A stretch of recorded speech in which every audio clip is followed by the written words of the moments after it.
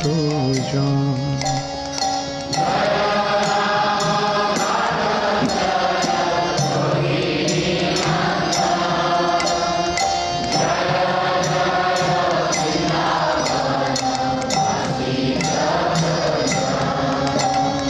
জয় দ্বিজ পত্নী জয় কন্যাগণ, ভক্তিতে যাহারা পাইল গোবিন্দ চরণ।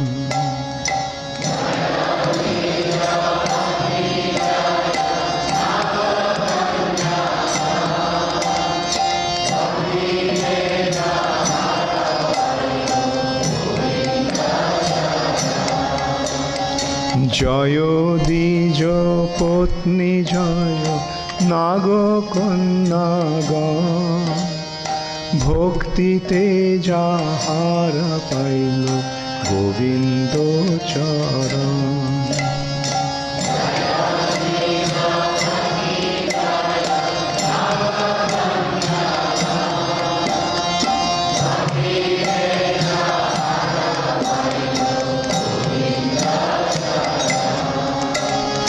শ্রীরাস মণ্ডল জয় জয় রাধা শ্যাম, জয় জয় রাসলীলা সর্বমনোরম।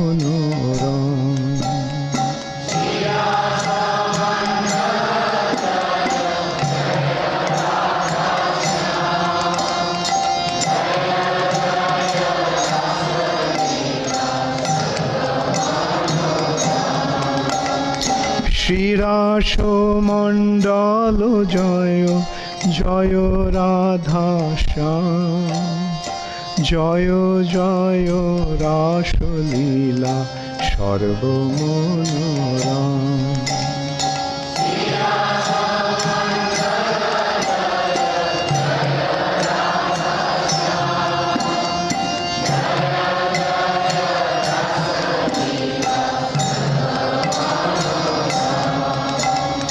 জয় জয় জলরস সর্বরস সার, পরকীয়া ভাবে যাহা ব্রজেতে প্রচার।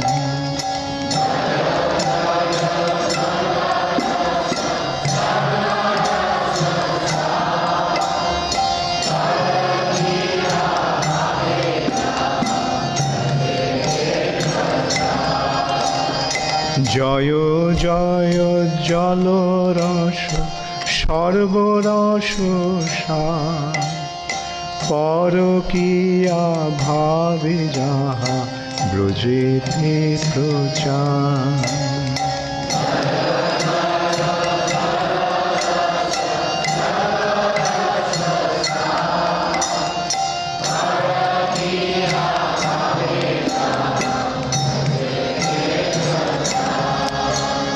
শ্রীজাহ্নবা পাদ পদ্ম করিয়া স্মরণ, দীন কৃষ্ণ দাস কহে নাম সংকীর্তন।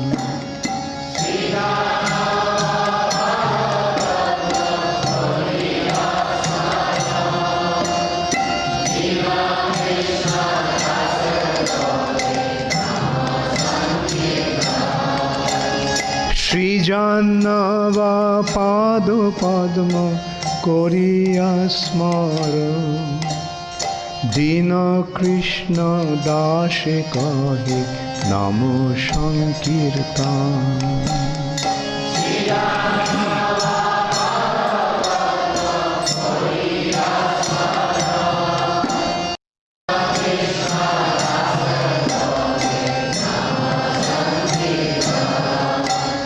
শ্রীজাহ্নবা পাদ পদ্ম করিয়া স্মরণ, দীন কৃষ্ণ দাস কহে নাম সংকীর্তন।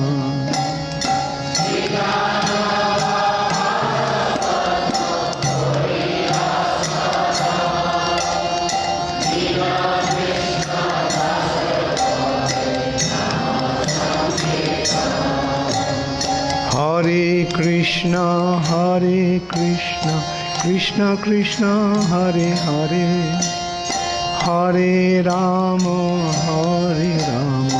Rama Rama, Hare Hare.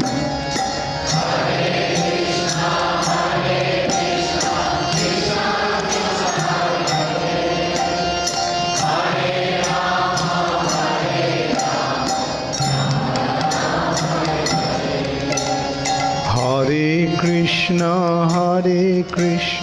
Krishna Krishna, Hare Hare, Hare Rama, Rama Rama, Hare Hare.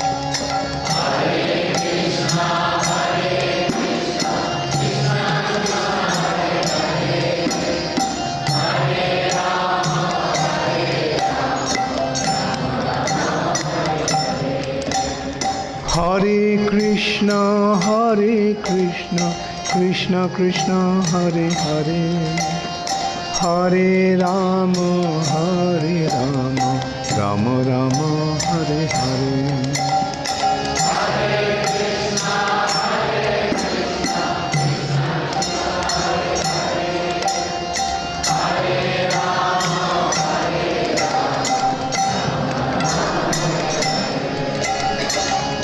Hare Krishna, Krishna Krishna, Hare Hare, Hare Rama, Rama Rama, Hare Hare.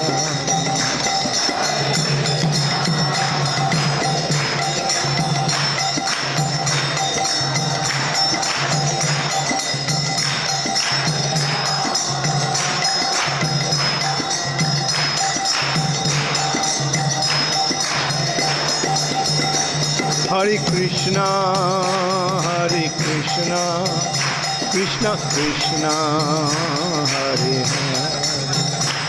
Hare Rama, Rama Rama, Hare Hare.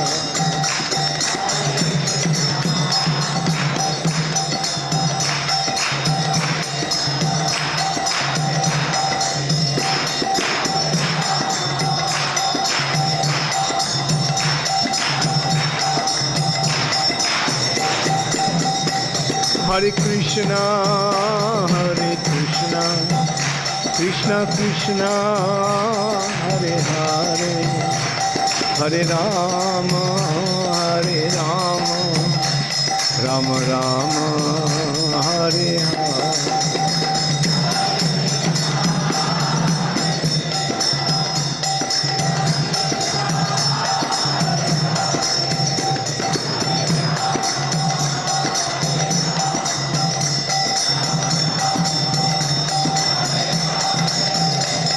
Hare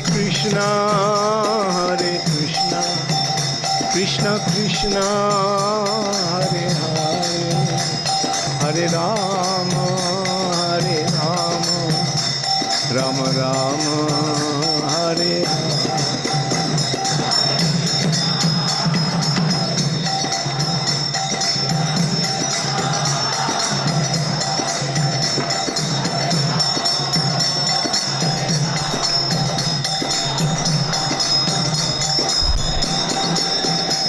Hare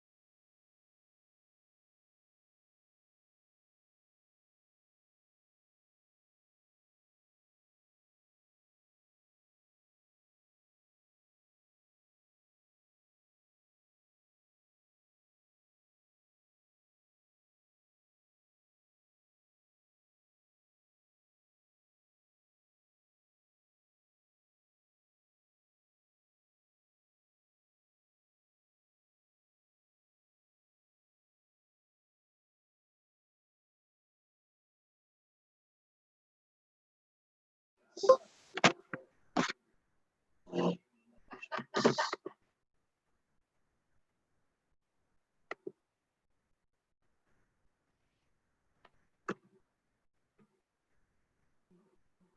Krishna.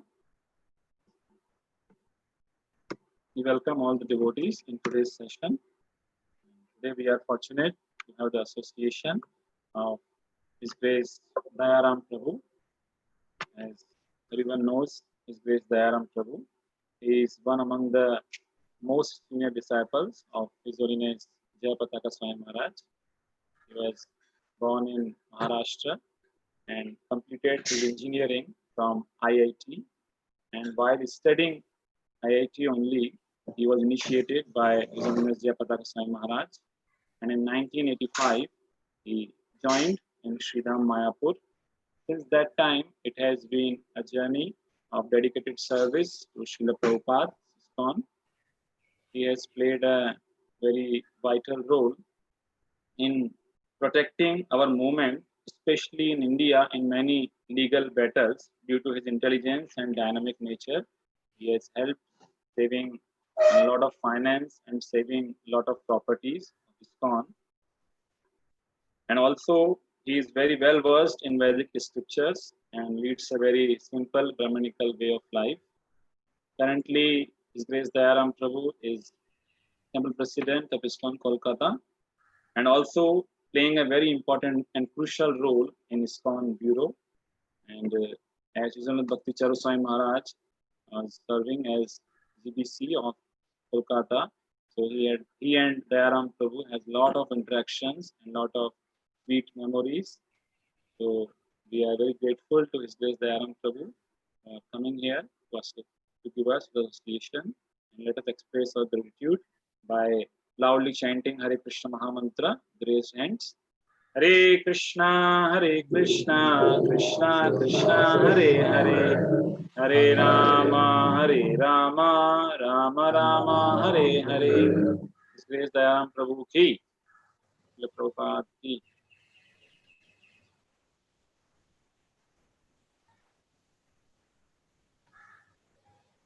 Hare Krishna. Hare Krishna. Am I audible? Yes, Prabhuji. Very clear. Okay. Om Ajnanatirandasya Jnananjana Shalakaya Chakshurmilitam Mena Tasmai Shri Gurave Namaha Sri Chaitanya Manobhishtam Stapitam Mena Bhutale Swayam Rupa Kadamayam Tatati Swapadandikam Janulambita Bhujo Kanakavadato Sankirtanai Kapitaro Kamalaya Vishwam Bharo Dijoro Yugadharma Palo Vande Jagat Prikaro Karunavata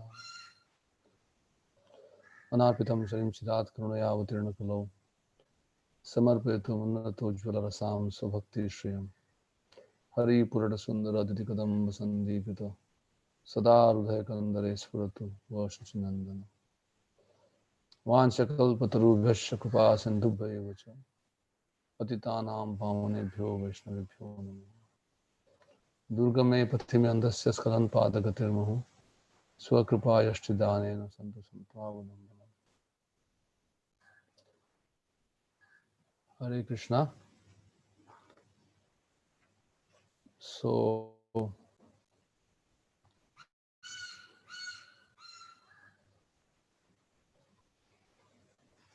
it's a sad and happy time at the same time.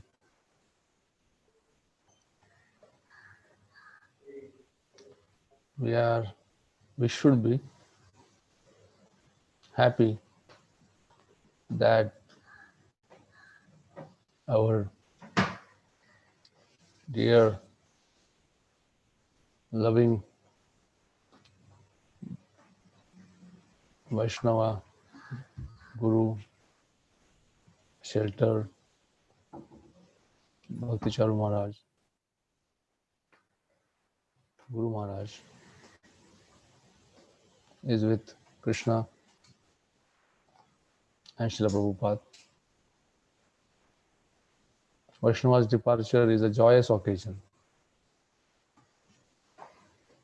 But at the same time,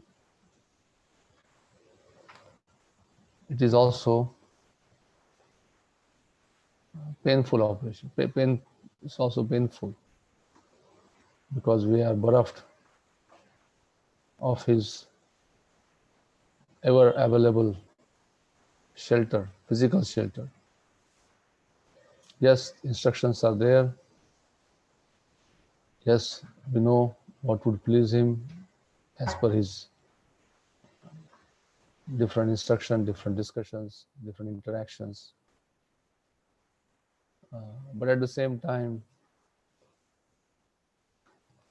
it is a fact that if we need to have his direct intervention, direct advice on any issue, we can't get it. We want to be with him through his Vani, but we cannot be with him with his Vapu.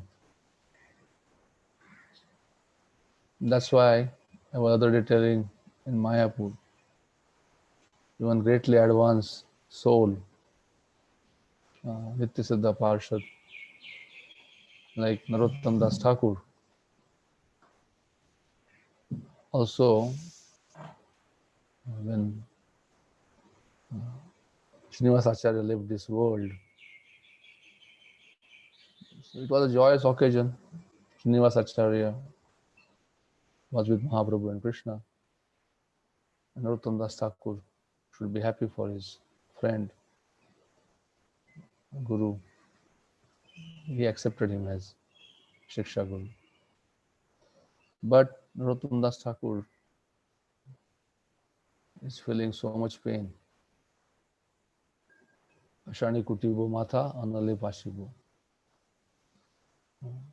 And he says, I want to hit my head against the stone. I'll enter the fire. I'm simply crying. So feeling of separation, a feeling of loss is natural. And all of us are feeling that.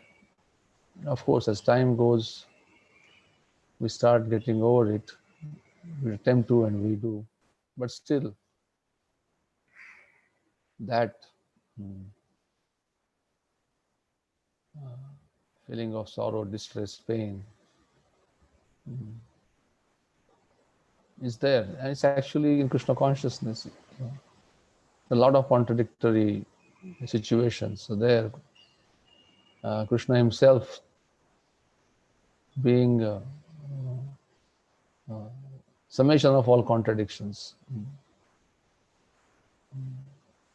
So he is described by Rupa Goswami as Dhira Lalita and Dhira Shanta, and with different characteristics of Krishna's heroic nature. He is Dhira Shanta or Dhira Udatta, like Lord Ramchandra, self-controlled, respectful to others,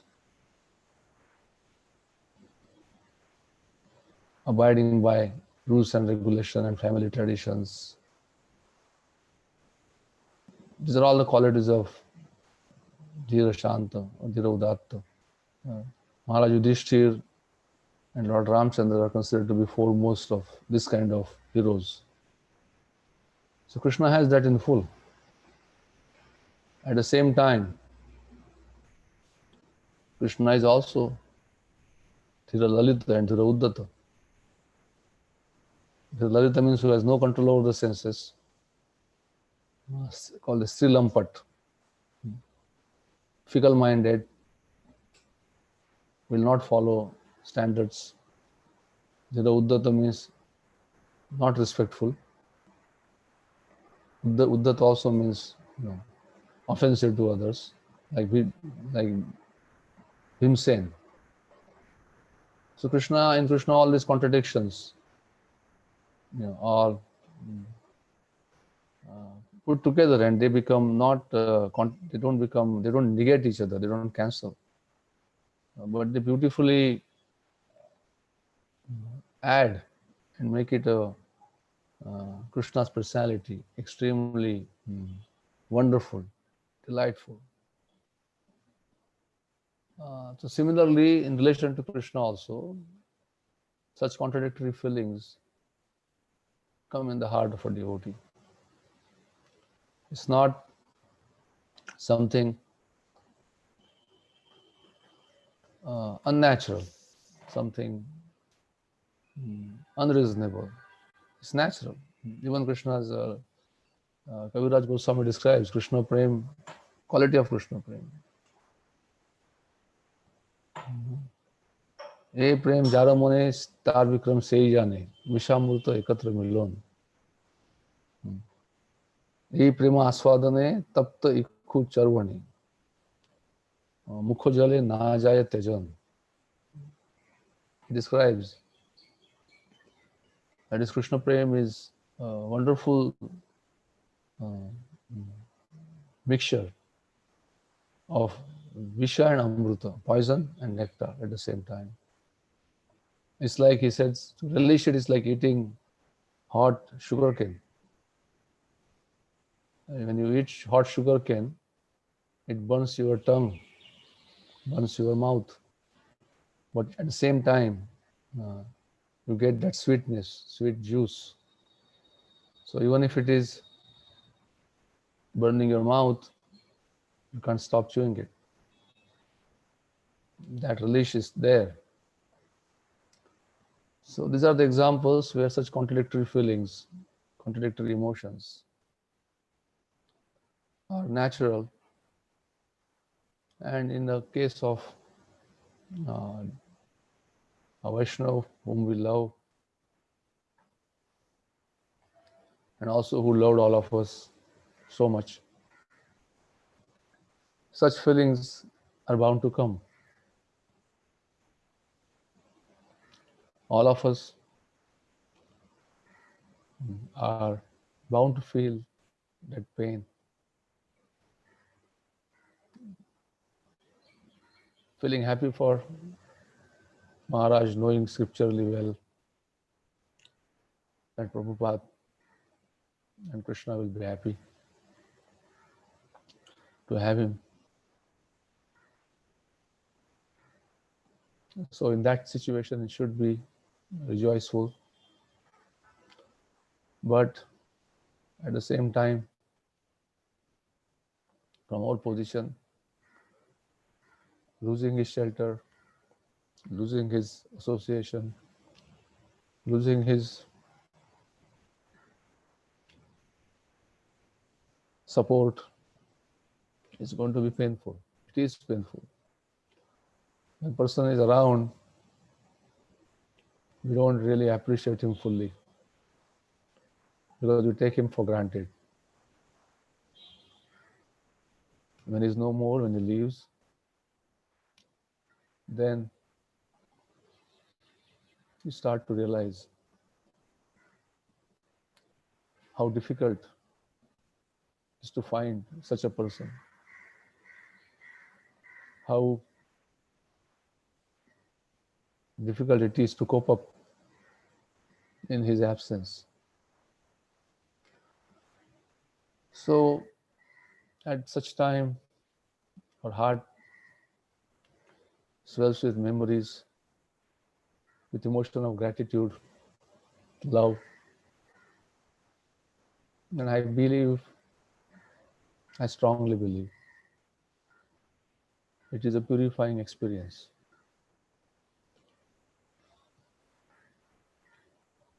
So I'll try to speak of some of my interactions and memories with Maharaj. My first meeting with Maharaj was in 1985, when I had just finished giving my defense on my project in IIT Bombay, and I had a strong desire to go to Mayapur because I had come to Mayapur for Gaur Purnima festival before, while I was still studying in IIT.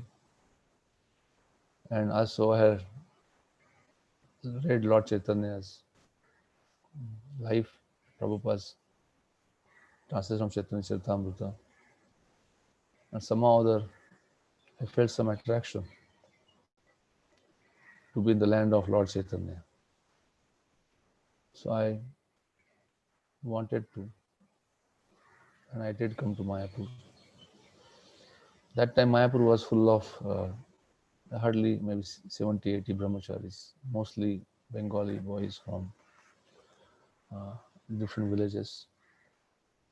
And there were mostly disciples of Jayapataka Maharaj and Bhavananda Prabhu, who was that time a sannyasi. But there was, along with me, there were 3, 4, or maybe 4, I think. 4, I think, yeah, 4. Other devotees also came from South India. They also wanted to serve in Mayapur. So as things happen, when the different people of different culture get together, there is some friction, there is some disagreements. So not so much me, I was maybe a little bit, but other 4 boys, got into strong fight with some of the brahmacharis, some of the devotees, some may not be brahmacharis. And that Nityanand Maharaj was the president of Mayapur. And these boys were considered to be close to Maharaj or something. I don't know if it is true or false. So these boys became very disheartened and they wanted to leave. That time, Bhakti Charu Maharaj was translating books, Prabhupada books from English to Bengali. And he used to stay at one Ereni Park. There was a house rented. And Maharaj used to stay there and he used to translate. He was not involved in Mayapur management, as far as I know. But he would come and visit once in a while, Mayapur. Of course, I had no relationship with him that time. I had no interaction with him. So these boys wanted to leave and they were packing up probably. And at that time, Maharaj came to Mayapur. I don't know why he came. Maybe to take bath in Ganga or maybe to meet with Sarup Damodar Prabhu. Another Sarup Damodar Prabhu was that time Dharadhar Prabhu. His name was Dharadhar. He was initiated by Bhavananda Prabhu, and he was a senior devotee there. And he was friendly with me and those 3, 4 boys from South. He was, I think, one of the few educated Bengali brahmacharis in Mayapur at that time. So I suppose he found out, he tried to convince those boys not to go, not to leave. And I'm not sure, I think most probably he only informed this to Bhakti Charu Maharaj. So Bhakti Charu Maharaj called all of us to meet him. Of course, the sannyasi we respected, but we had no relationship with him that time. First time probably was meeting him. And, he started talking, finding out. And it was so, his talk was so charming, so loving, that although he could not solve the problem because he had no control over Mayapur management, nor could he do anything. But he made few statements. I still one of the statement I remember, which kind of remain in my head. It went on for an hour or 2. I don't know how long it went, quite long. But he mentioned that if you leave Mayapur, then you are accepting a defeat. And you're making more difficult for other devotees from different parts of India to come and serve Mahaprabhu. So take it as your service to work and serve in spite of all the difficulties. And I'm sure Mahaprabhu will find ways to solve your problem. But you must stay put. You should not accept defeat and go. But that was only a small part. But otherwise, he was very, loving and charming. And yeah, probably offered at any problem you have, will come to Calcutta. I can help you in any part. I'll speak to, the GBCs, this, that. So many things he said. I don't think the problem was solved, if I remember, but his whole personality, his loving and charming interaction, kind of won over everybody's heart. And those devotees canceled their program of living Mayapur, they stayed back. So that was my, I think, first interaction with Maharaj. And we got to know each other that time. And then probably would meet in, when I come to Calcutta. I would meet him. Then I became, that time I was serving in Namata, trying to, my Guru Maharaj told me to write a program to keep us, create a software where all the Namata centers information could be put in a database. So with Bhakti Charu Maharaj and Gauranga Prem Maharaj, I was doing something. Then I became, in 85 end, I think, I became secretary of Jayapataka Maharaj, Guru Maharaj. And then was traveling with him for almost a year. So in those meetings, sometime Maharaj would come to see him. Because that time Maharaj was not a GBC and he was a BBT. And there were this, Mayapur had, all in India, all over the world, there was an Acharya system, with Mayapur having two Acharyas, Mahananda Prabhu, that time Mahananda Goswami, Vishnupad, and Jayapataka Swami Acharya Pad. And by that time in 85, towards end, there was a lot of discontent about this system of management, whether Prabhupada wanted a zonal Acharya system or not. And there was push for reform, that ISKCON should be reformed. And many senior devotees who were not initiating gurus or not even GBCs, they were putting pressure on GBC to bring in reform. And at that time, within a period of, I think, 5-6 months, a lot of these gurus, they fell down from the standard. Bhavananda Prabhu, he fell down, and then Rameshwar and Bhagavan. And it became very clear to GBC that, and everybody, that it needs to be reformed. There is something wrong in what we are doing. So the Prabhupada senior disciples, they made a committee of 50 men. The 50 man committee was made, 50 senior devotees, to review GBC, devotees who are on GBC body, how they are functioning, and maybe make changes or rectify. Although many people criticized it, and I was also one of the person who didn't appreciate that at that time, but it was a good thing what happened, as I see subsequently, as I saw. But unfortunately, this 50-man committee was seen as something opposed to the gurus who were then initiating in ISKCON. So most of the devotees in Mayapur were against this 50-man committee. And they were also supported by some other proper disciples who were serving in Mayapur. I won't name them. We don't want to put anybody in embarrassing or shameful situation. So some wrong things were spoken that, this 50-man committee, some of them were envious, some of them are snakes, all kinds of talks were going on, not only in Mayapur, all over. So naturally, they were immature devotees. All of us were immature, new, we didn't know. And there was a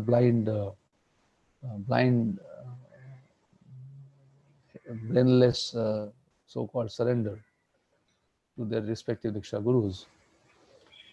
So they all became critical of people on 50-man committee. and a representative in Mayapur, Calcutta area, where Bhakti Charu Maharaj in Mayapur, and Adidharan was in Calcutta. So in Mayapur, Bhakti Charu Maharaj became man to be criticized, man to be disliked, despised, like that among the brahmacharis. So in '86, seen as somebody who's against the Diksha Gurus, of Jayapataka Maharaj and Bhavananda Prabhu. And it became quite intense. I was there, like I know how things happened. I was personally present. And some instigation was also there. A lot of complicated things. But anyway, to cut long story short, some of disciples of Bhavananda Prabhu were very critical, very angry. Same with Jayapataka Maharaj also, it's not just his. But I'm stressing on them to make a point that Maharaj, but then reforms have to happen. Things have to change. It can't go on. So GBC reformed, and Bhakti Charu Maharaj along with others became the new GBCs in 1986. And also they were given service of initiating, disciples. They became Diksha Gurus. It was not, the system of Sunal Acharya was dismantled, and I think 40, 50 more devotees started initiating. And one of them was Bhakti Charu Maharaj. The point I was trying to make, but he, in spite of all this, and of course he knew, and some people even went and spoke on his face about their dislike and disagreement, and them being envious of their guru on the face of this 50-man committee, including Bhakti Charu Maharaj, and probably the Bengali boy spoke to him in Bengali. But Maharaj never held any grudge, never kept anything in mind. And his behavior with these devotees was so good and so charming that the point came when the Bhavananda Prabhu's fall down became accepted, and he's no more to be respected as sannyasi or Diksha Guru. And some of them wanted to take reinitiation. They should take, they were recommended that time. Of course, there is a difference of opinion about required or not. But some of them definitely felt need to have a Diksha Guru whom they can take shelter of.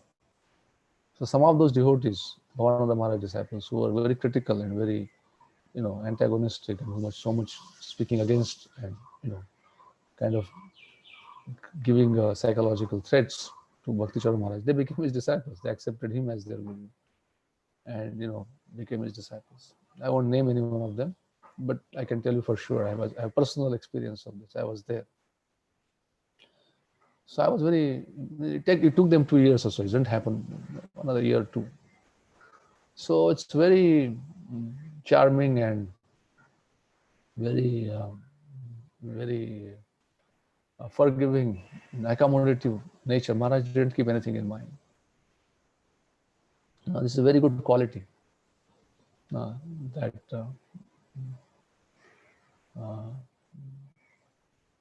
very very loving, very understanding, very sympathetic, very accommodative. This is a very wonderful quality. I have personally experienced that. Second thing, this episode only, I remember that although this 50-man committee succeeded and reforms were brought, still the feelings were still there, that people didn't accept. Many people who opposed it, they still felt that this was wrong, and they did not accept this decision, and relationships had become very spoiled, because the feelings were hurt.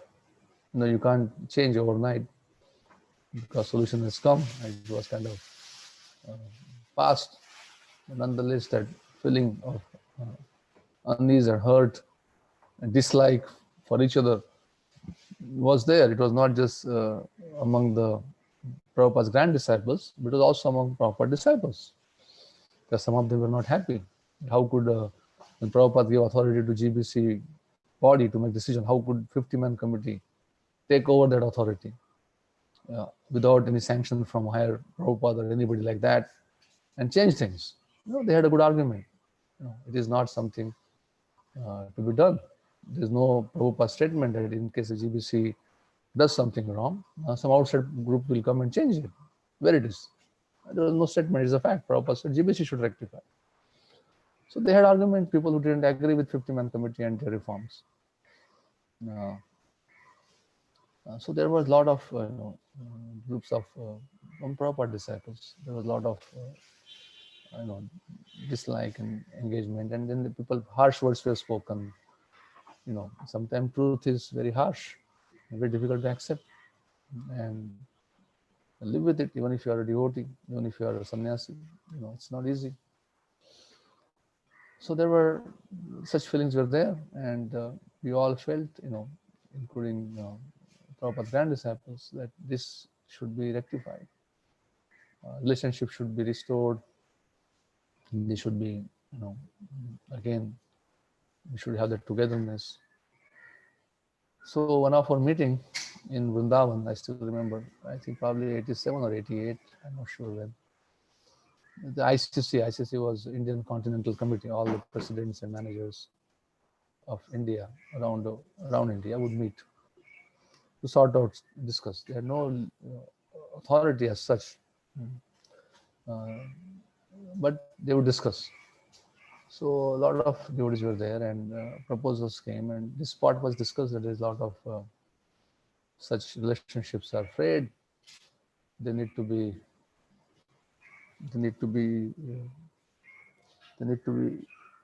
repaired, restored, and we need somebody to work on it. It cannot be left like this. So different names are suggested who could be the person. But then unanimous agreement after some discussions, all were rejected. No, he's not good. He will not be able to do it. Everybody accepted it. Bhakti Charu Maharaj would be the best person. He could restore relationships. He could be the man who can create the bond of unity.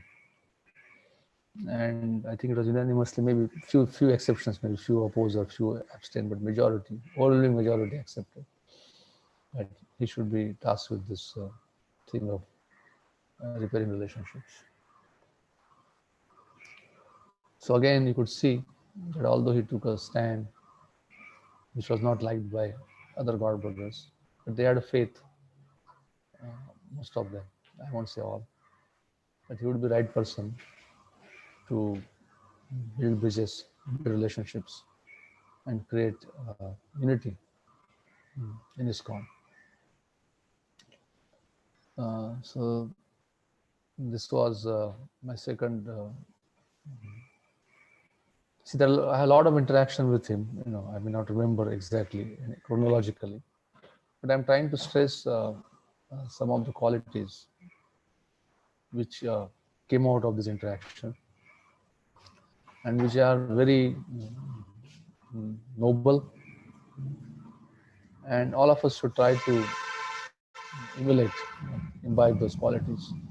That will help us grow in our spiritual life, make us better human being. Of course, Maharaj was sometime too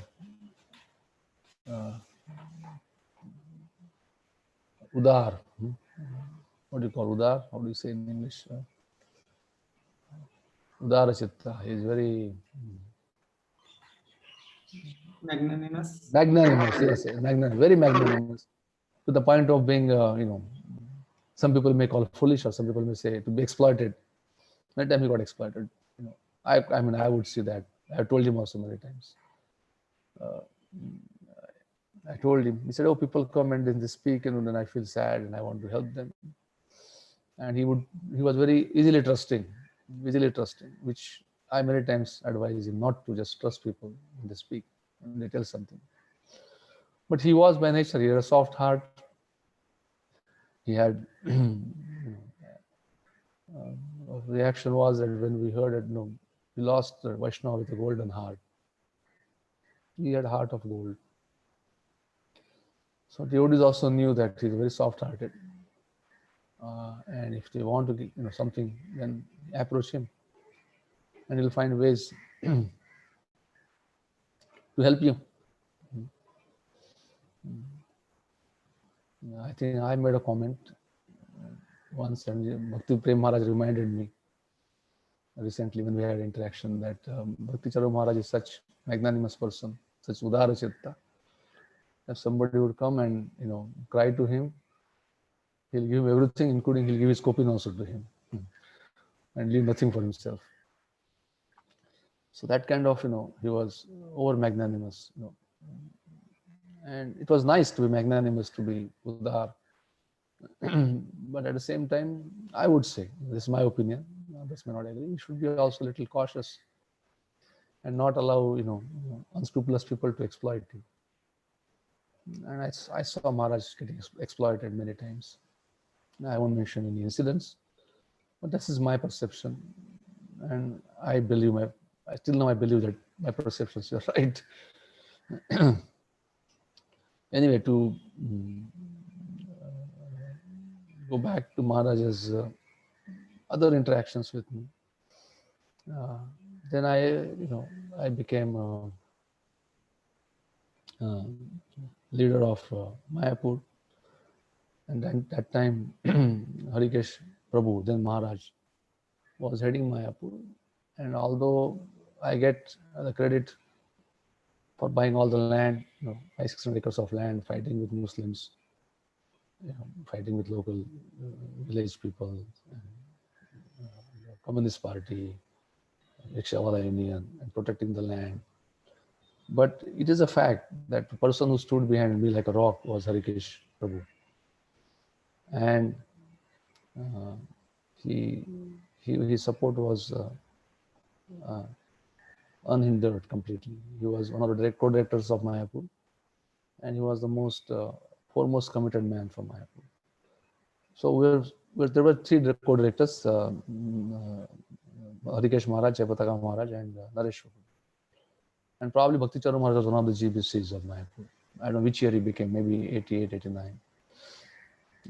But real active person was Harikesh Maharaj. So Maharaj used to come, Bhakti Charu Maharaj used to come and interact with us, mostly looking after BBT, book translations. And as a manager would organize, he would get all the devotees from, and mostly his disciples from different parts of the world to do parikramas.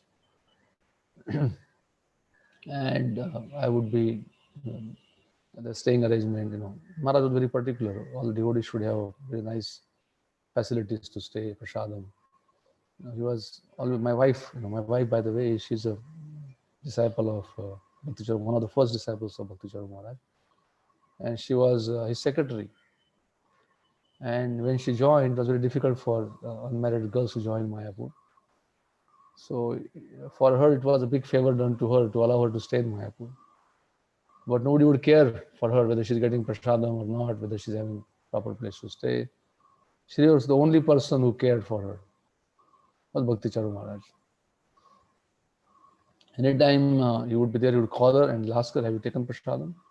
Nobody asked her. Not even the person who was her authority, who was engaging her in service, didn't care whether she got prasadam or not, or how she was. But Maharaj, without fail. And then she became his secretary, and then, she felt that actually her mother agreed to let her join ISKCON because Maharaj said, I'll personally take care of her. And Maharaj kept that word till last. And I'll not go into that. Maybe sometime we can have her speak her interaction. So my relationship with Maharaj, because of this services in Mayapur and his bringing devotees, started deepening as time passed. And I saw one thing, then there are a lot of disciples, somehow this Guru Groupism was there in Mayapur. Unfortunately, old habit die hard.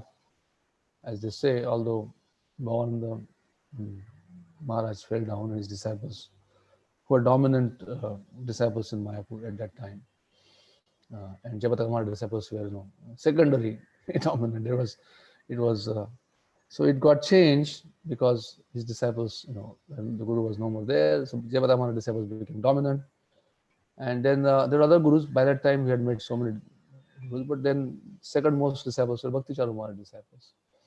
So sometimes, rightly or wrongly, rightly also, not always wrongly, they would feel that some kind of not treated at par, because the Guru groupism, the disciple of the Guru, they'll try to make their own groups and treat other Guru disciples not the same way they would treat their god brothers, which is very immature, very neophyte, and definitely not will be pleasing to Prabhupada. And of course, I assume they're gurus too. So this kind of problem would crop up, and sometimes there would be reaction, from the disciples of Bhakti Charu Maharaj, who were feeling that they were not, being treated fairly. So, I think to the best of my ability, I was always acted as a ISKCON manager, neutrally and fairly, and try to act in a just way, and not take sides based on which guru's group is, complaining. But you can't.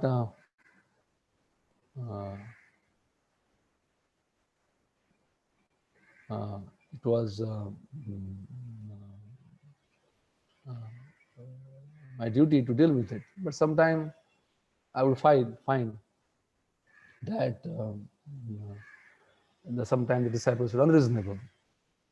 And if I tell Maharaj, Bhakti Charu Maharaj, his support was completely unconditional. He never treated anybody, his disciples and other disciples, other Guru's disciples, separately.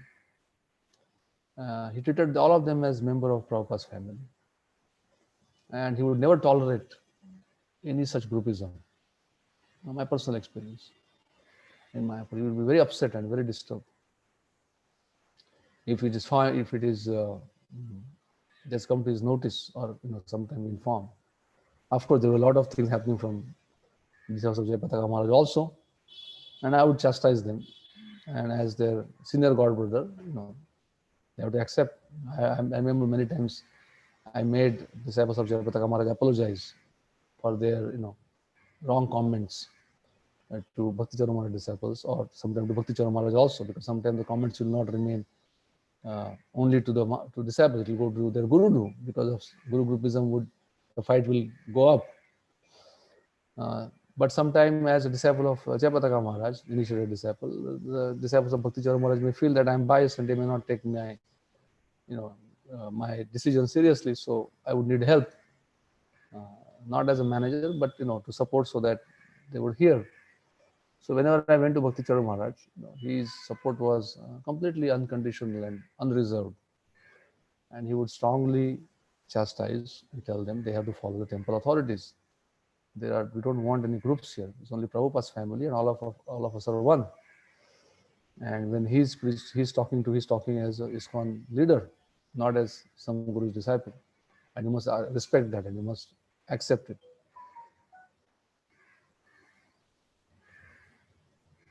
So,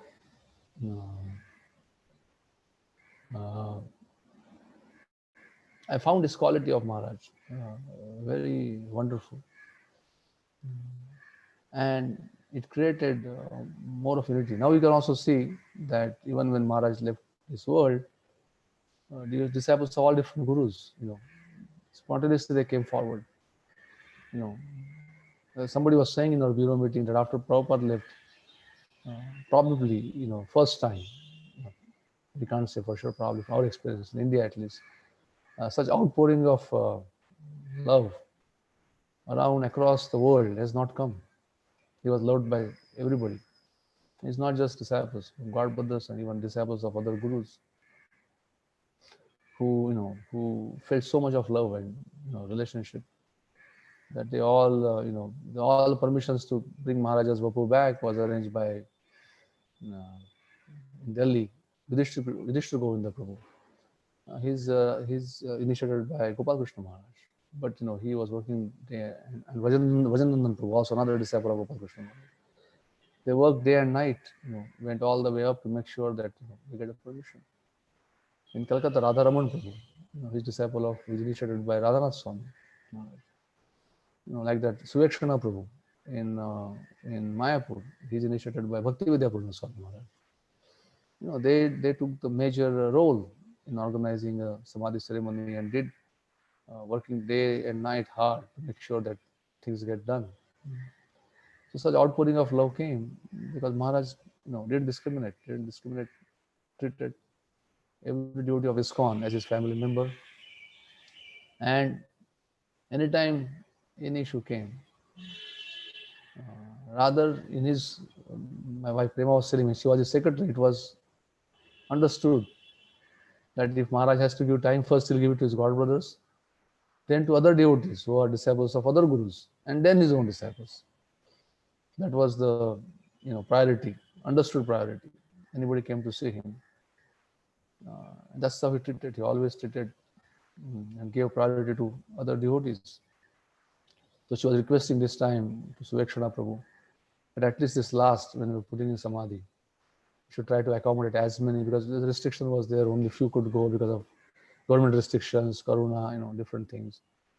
So she requested that as much as possible, you should try and get Maharaj's disciples inside the Samadhi, because they're always in the back. Maharaj never gave them priority. At least this time we should give. So Maharaj had this wonderful quality, which all the disciples may feel that we didn't get a priority, but you can see his loyalty always remained to Prabhupada and ISKCON as an institution, and he acted how to make it united, how to make sure ISKCON functions as a united movement for next 10,000 years, as Prabhupada wanted. He was Prabhupada Gata Prana, as one of I just heard first time when I was there in Samadhi when Bhakti Prem Maharaj chanted his second pranam mantra. So yeah, naturally he was completely sold out to Prabhupada, and he always kept that as the highest priority. Like in Calcutta, I'll just give an example. Just recently, 1.5 2 years back, he got inspired. We should build temple in Prabhupada's birthplace, and we have got 4 GBCs: Bhakti Charu Maharaj, Jayapataka Maharaj, Radhanath Swami, and our Bhakti Purushottam Maharaj. And we are disciples of all the gurus in Albert Road. Radhanath Maharaj, Bhakti Charu Maharaj, mostly Bhakti Charu Radhanath Maharaj and Jayapataka Maharaj, 3 guru disciples. Others are also there, Bhakti Vikas Swami and others, but mostly majority of these 3 guru disciples are serving, initiated by them. Of course, we have in Calcutta Ananga Mohan and Vallabh Chaitanya, who are disciples of initiated by Tamal Krishna Maharaj. But there's no discrimination. They are leading devotees. Vallabh Chaitanya is the head of one temple in Motizil in Dum, one center, and Ananga Mohan is one of the vice presidents of Albert Road. So because his Guru Maharaj is no more there, doesn't mean they're any less. They have equal right and equal responsibility, equal commitment, same as when Guru was there, physically living after Guru left. So they were, they're serving anyway. So when Maharaj decided, and we decided to make a small committee, who could spearhead this temple construction, and Maharaj is the only GBC who arranged some funds, from one of his donors to buy land. Nobody gave, except for Bhakti Charu Maharaj. But the committee he made to build a temple, of which he was heading in Calcutta, had disciples, not one disciple of Maharaj, not one of his initiated disciples. The Radha Maharaj disciple, Tamal Krishna Maharaj and Jayapataka Maharaj, and he was heading it. And there was no question of such things coming in anybody's mind. Whose disciple is there to do this service? He just saw we all saw who's the best, most qualified, who could do something, contribute, and they were put on the committee. There was no such, and he was heading, and there were his disciples in Calcutta, so many of them. But such considerations were not there at all. This was one Prabhupada's family. And we should all do for Prabhupada's pleasure. And whoever could contribute should be there in whatever way. Somebody who was, because Radha Maharaj disciples are mostly IIT graduates and very educated, and they could do many things. So I think majority were there. Those the devotees. So this is also Maharaj's very wonderful quality. We also discussed in the bureau that he was so much against wherever he found Guru Groupism, he stood against it strongly, and always stress ISKCON's unity, ISKCON's strength to be united as Prabhupada's family was something very dear to his heart.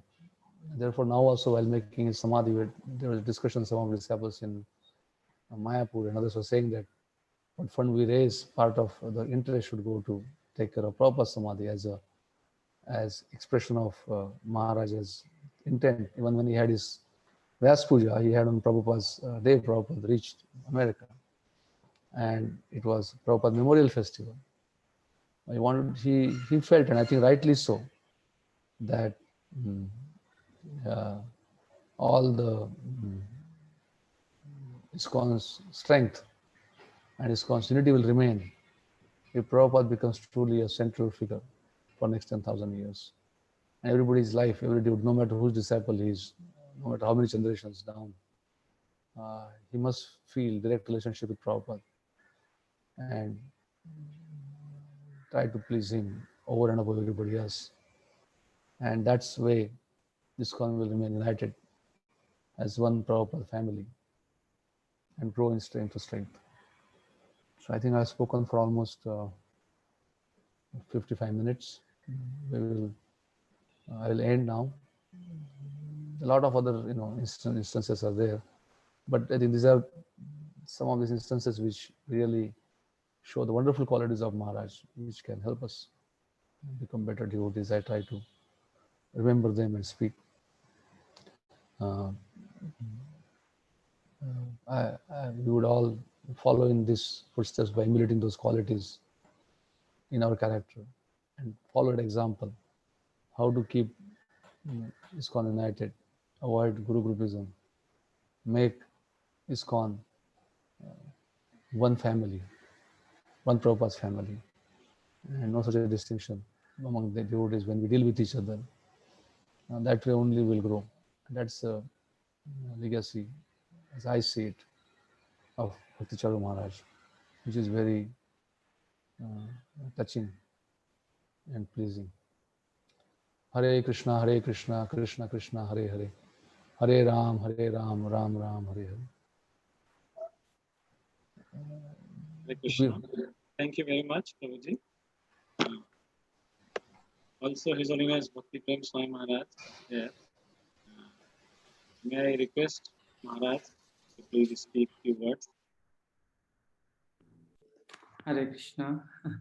It is our great fortune that Dayaram Prabhu shared his realization from the very beginning. It's like he has so many interaction with Guru Maharaj, and not as a devotee, also managerial point of view. So he has a lot of interaction with Guru Maharaj, and I personally know Guru Maharaj has a lot of affection for him. And when I joined Mayapur, Guru Maharaj wrote one letter to Dayaram Prabhu and handed over me to him. So I was under his protection. He's my Shiksha Guru. I'm protected under his guidance. And still he's guiding me. I'm so fortunate for that. His Dayaram Prabhu ki jai. Shishman Bhakti Charu Swami Guru Maharaj ki jai. Guru Srila Prabhupada ki jai.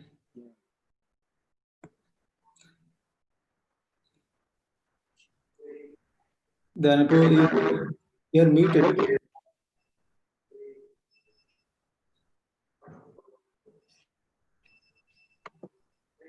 We cannot hear Dayaram Prabhu. We requested her to unmute. Yes. Some devotees have sent me some questions. I don't know what. Chitta Hari Krishna Das. Krishna being magnanimous is quality of sadhu. Yes, Prabhuji. Ashim Krishna Prabhu, he is asking, Prabhu, would you please tell something about how the Ritvik system arise in ISKCON and what was the role of Bhakti Charu Swami Guru Maharaj in this connection to save Srila Prabhupada's mission? I am not sure my question is right or wrong, but I have interest to know about it. Okay, all right, I can tell you. So, although there was a reform in 1986, some devotees felt very strongly that that is not sufficient, because still they felt, and to some extent they're right, in my opinion. Although I have fought with them in the courts, but we must accept our faults also, that they felt that this is not sufficient, and if Diksha Guru is somebody other than Prabhupada, then there'll be a different groups, and it's going to not remain united. This was, I suppose, this is my take on it. This was a underlying current. But then there was one letter from Prabhupada, 9 July later, where he said that he appointed 11 of his disciples to give Diksha when Prabhupada was still on the planet. And he said that they will initiate and on his behalf as Rutviks. And the disciples whom they initiate will be treated as Prabhupada's disciples, because they are not acting as a gurus, but they're acting as a Rutvik. Rutvik means like a pujari. Like for example, in Bengal, when you do Durga Puja, there's a deity of Durga you bring in your house, and the Yajman, the householder, he does a worship. He doesn't know how to do puja. He has no knowledge, so he takes the help of a Brahmin, a pujari. So pujari comes, he chants the mantras, and he makes you do puja. But puja is offered by the householder and is offered to the deity of Ma Durga. The pujari has no role; he's just a assistant or helper. It's called Rutvik.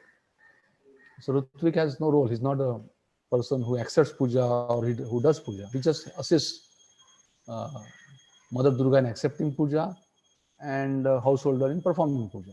This is the basic concept, in short, of Rutvik. So this letter said that he's appointing 11 people, and they were Rutviks on Prabhupada's behalf, and they would initiate devotees, and those devotees will be treated as disciples of Prabhupada, because they're only doing as a Rutvik on his behalf, as a priest, not as a guru. Now, so these people said that, and there's one word is there, henceforth. So some of the proponents of Ritvik philosophy said the Prabhupada said henceforth means from 9 July onwards. And Prabhupada's whether staying on this earth or living this earth has no relevance whatsoever. Everybody after 9 July are initiated by only Rutviks, and everybody is disciples of Prabhupada. This was basic thing. It was not acceptable to majority of GBCs and majority of devotees, because Prabhupada also, when he was asked the question before, GBC asked him a question about initiation after he's no more with us, he leaves this world. Prabhupada said, I will name some of you and you will initiate. And then they asked, what is the relationship between you and that person whom they initiate? So Prabhupada said, they are disciple of my disciple, my grand disciples. So this part was not accepted by Rutvik people. They only accepted this 9 July later. And they wanted to enforce the system. So it became a big battle between the two groups. And the president of Calcutta, Adidharan Prabhu, and Madhu Pandit, Bangalore, they were all joined together. and started propagating this philosophy, which was not liked by GBC. And in 99, GBC took a strong stand of expelling them. And then court battle started, and I got sucked into it to fight on behalf of GBC. Although both of them were close friend to me. Madhu Pandit told me, Madhu Pandit and me were together in IIT. We studied in same IIT Bombay, same hostel 4. We knew each other before we became Hare Krishnas. But as a duty ISKCON officer, I was forced to fight against my old friend in the court. And Bhakti Charu Maharaj was also a very close friend of Adridharan Prabhu. They were together in Calcutta for many years. And many times they would travel together from Calcutta to Mayapur. Their bond was quite close.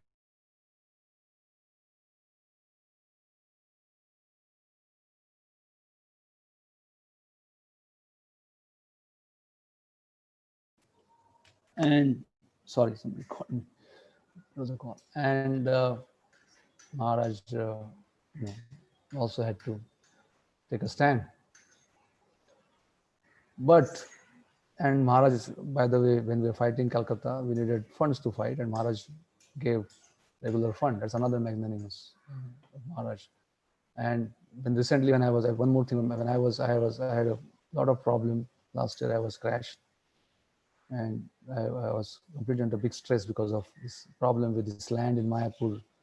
Mamata Banerjee is giving permission, and one of our close devotee, police officer, committed suicide.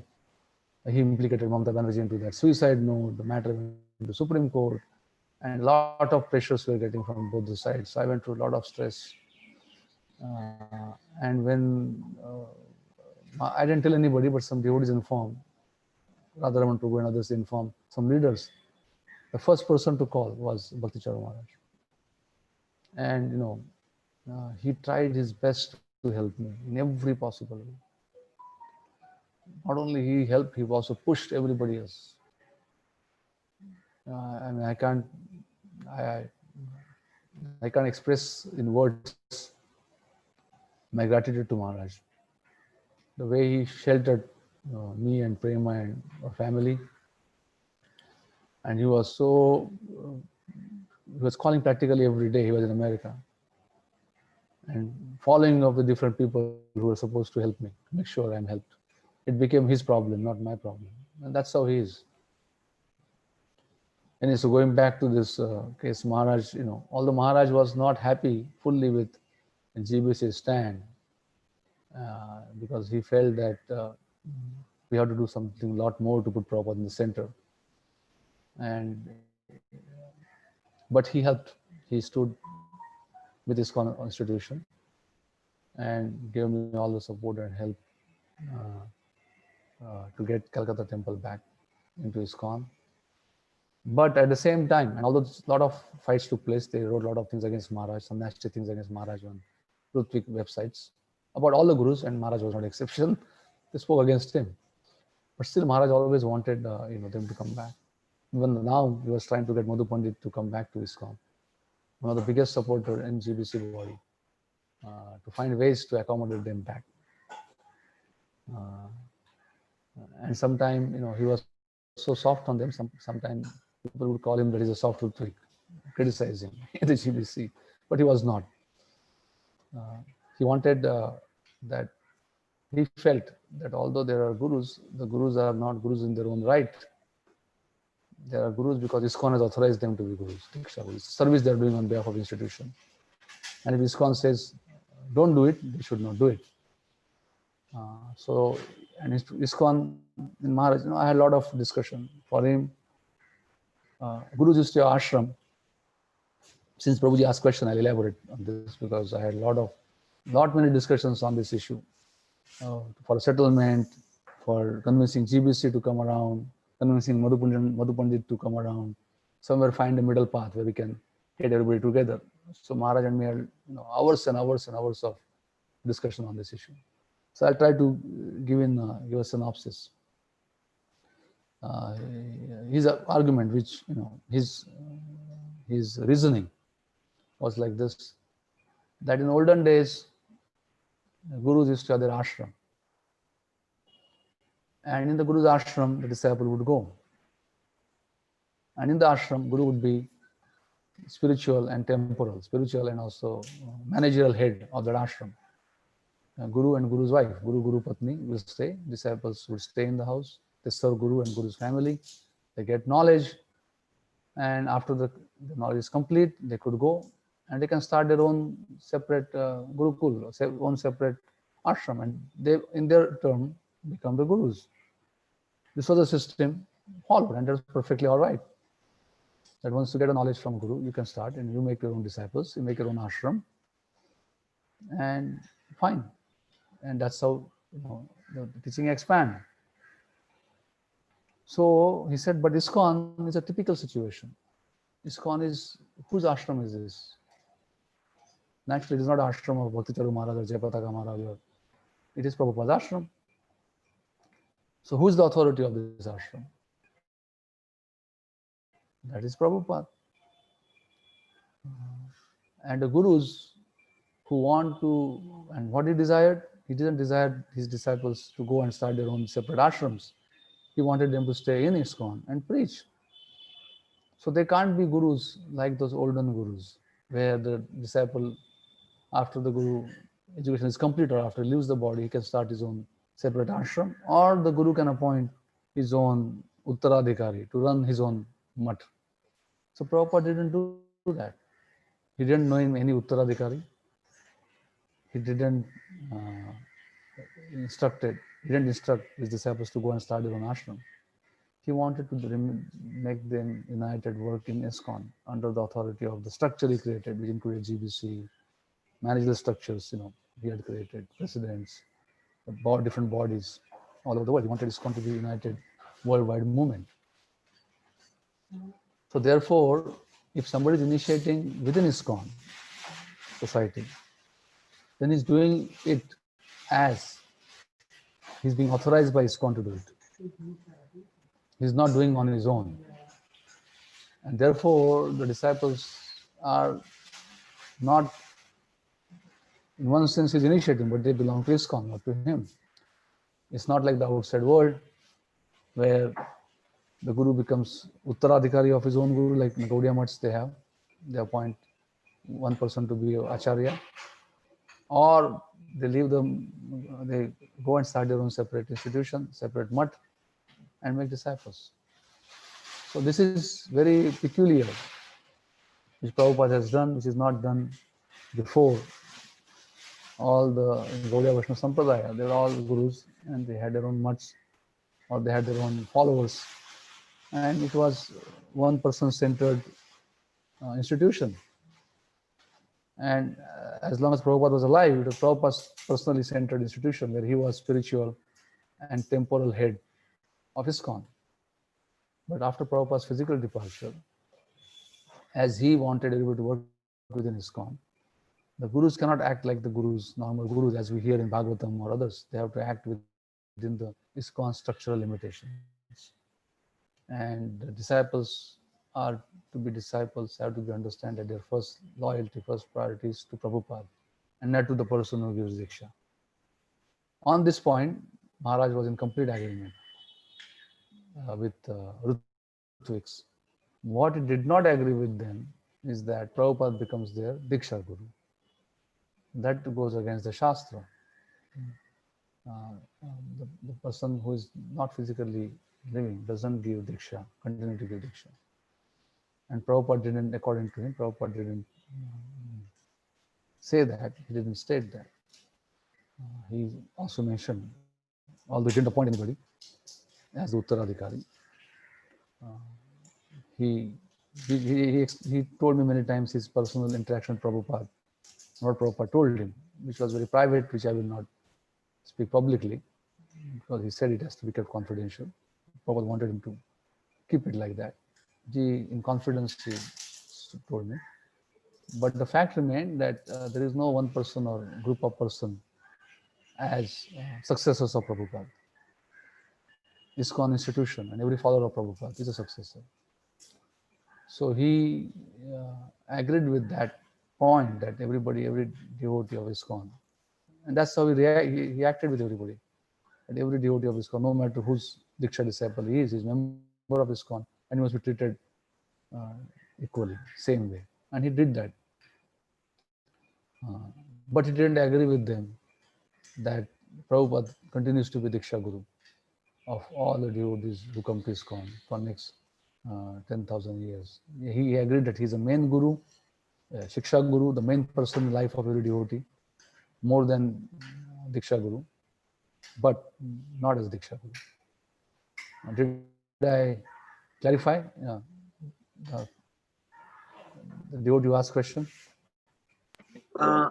Yes, Prabhuji, thank you very much for this devotee question. And there is another question.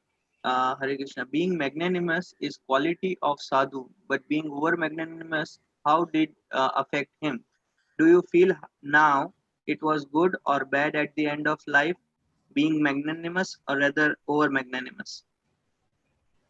Well, it is good or bad. It's how Maharaj perceived it, I don't know. He knew also, oh, I made a big mistake. He'll tell me, oh, I learned a big lesson. But next person will come and again cheat him. Like that. In his life, Maharaj's life, I think, I'm also to some extent, sometimes my wife tells me, you criticize Maharaj for being over magnanimous, but people cheat you also. So you also get cheated. I also got cheated by many people and got into big debt. And I think I was very cautious, but maybe I was not. So maybe from Maharaj's point of view, he was cautious. It's easy to see other people's fault. Very difficult to see one's own fault.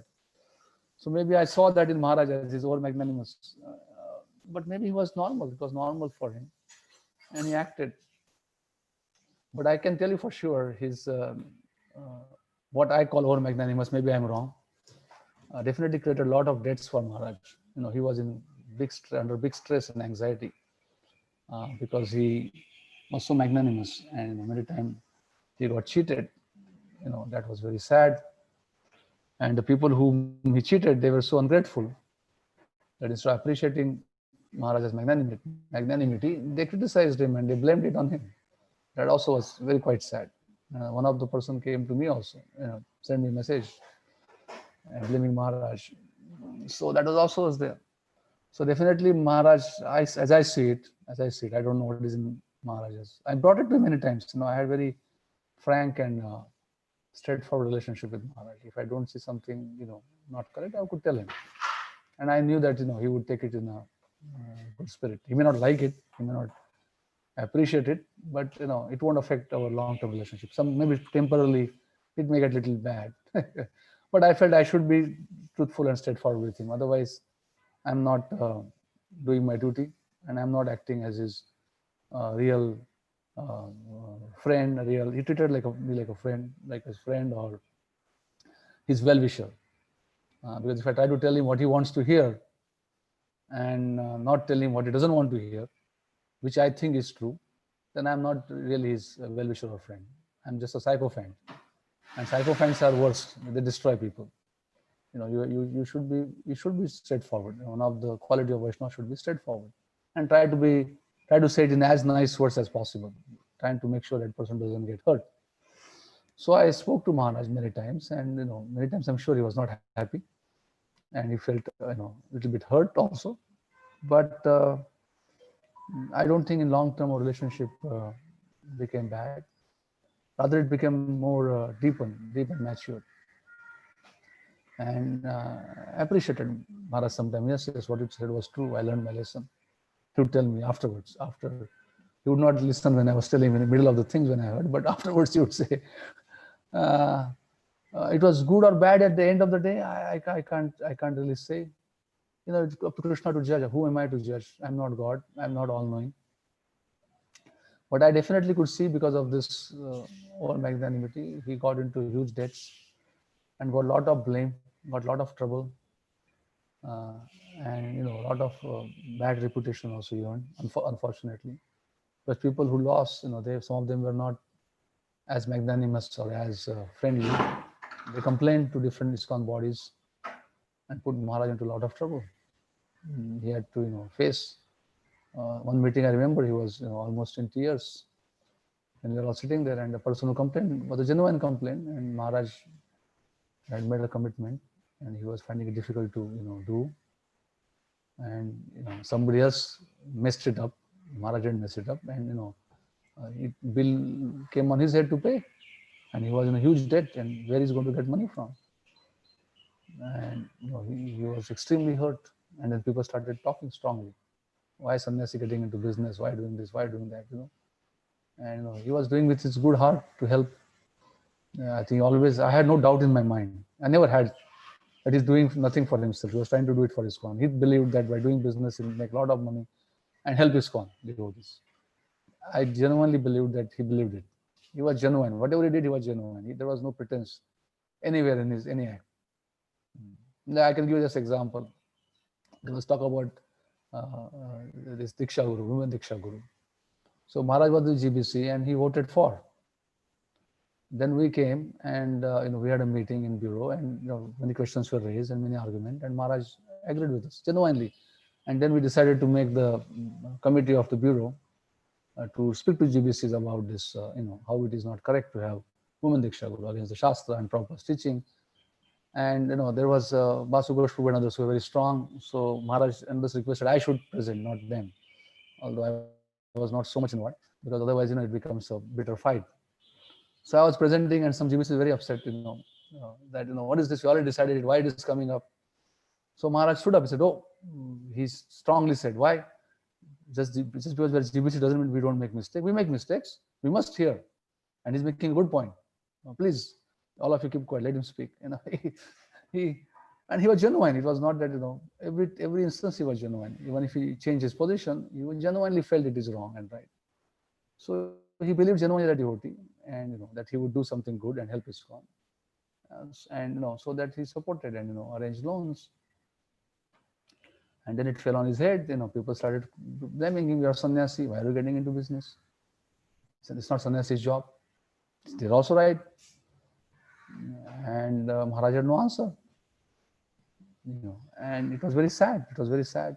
All of us felt very pained. Even the devotees who strongly spoke, they also felt nobody wanted to hurt Maharaj. They also feel pain, and Maharaj also feel pain. So his magnanimity definitely made him undergo a lot of stress, a lot of hot words, loss of reputation. I also face, he's not the only one. But in the end of the day, it's good or bad, it's up to Krishna and him, and I don't know. Maybe Krishna appreciated his soft-heartedness, his nature of easily trusting any devotee who came to him crying. He's not having any internal manipulative nature, non-manipulative nature. Although he might have lost in terms of going through stress, Krishna might have appreciated it. So end of the day, only Krishna can judge. We can't judge.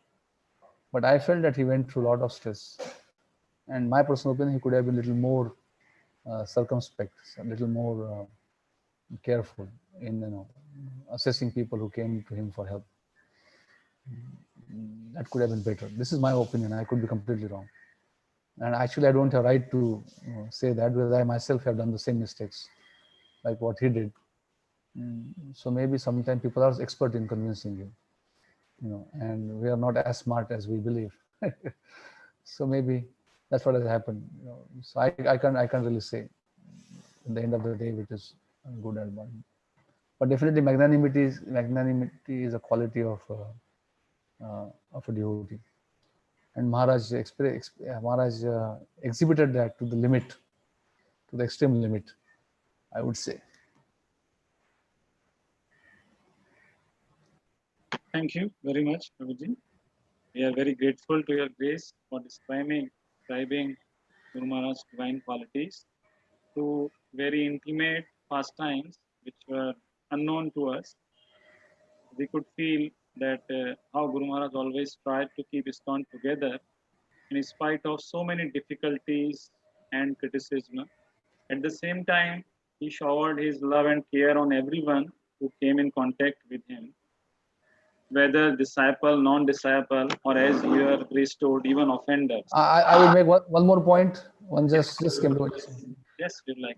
ISKCON of New Mayapur was in trouble, about to be lost. The Prabhupada stayed. Manner is stayed and he stayed in New Mayapur. And Maharaj was not even GBC of New Mayapur. And everybody had given up. Maharaj heard. He was not responsible for that. He went out of his way. Raise funds and to save New Mayapur. He never discriminated. This is my zone and my area. Whenever he found at some place there is a need, and Prabhupada's legacy has to be maintained, he just took responsibility for it, and went out of his way to help. New Mayapur is another example, where one project was not under him. He was not a GBC, but he heard it in England. He got all his disciples, arranged the funds, took the loans again on his head to save the place. Just one more example. Thank you, Prabhuji. I feel that after hearing from your grace, all the devotees are feeling how much love you have for Guru Maharaj due to such instructive and loving interaction over more than 3 decades, some of which you explained here. And now we are bereft of the loving and caring association of such a wonderful devotee of Lord Krishna, our Guru Maharaj. But at the same time, we are feeling fortunate to receive many transcendental gifts from him, like ISKCON Ujjain, books in Bengali, Abhay Charan, and most important, his Vani and exemplary character to guide us, to inspire us throughout our life. So we beg for your blessings so that we can follow his instructions throughout our life. Also, on behalf of ISKCON Ujjain, I'd like to humbly request your grace to please visit Ujjain whenever possible, to inspire and guide us more with the family. It will be very helpful for us, and we could learn more from your grace to how to follow the instruction of our Guru Maharaj. We express our gratitude to your grace by one time loudly chanting Hare Krishna Mahamantra. Hare Krishna, Krishna Krishna, Hare Hare, Hare Rama, Rama Rama, Hare Hare. Srila Prabhupada ki jai. Praise Dayaram Prabhu ki jai. Bhakti Swami Guru Maharaj ki jai. Gaur Premanande, Hari Hari Bol.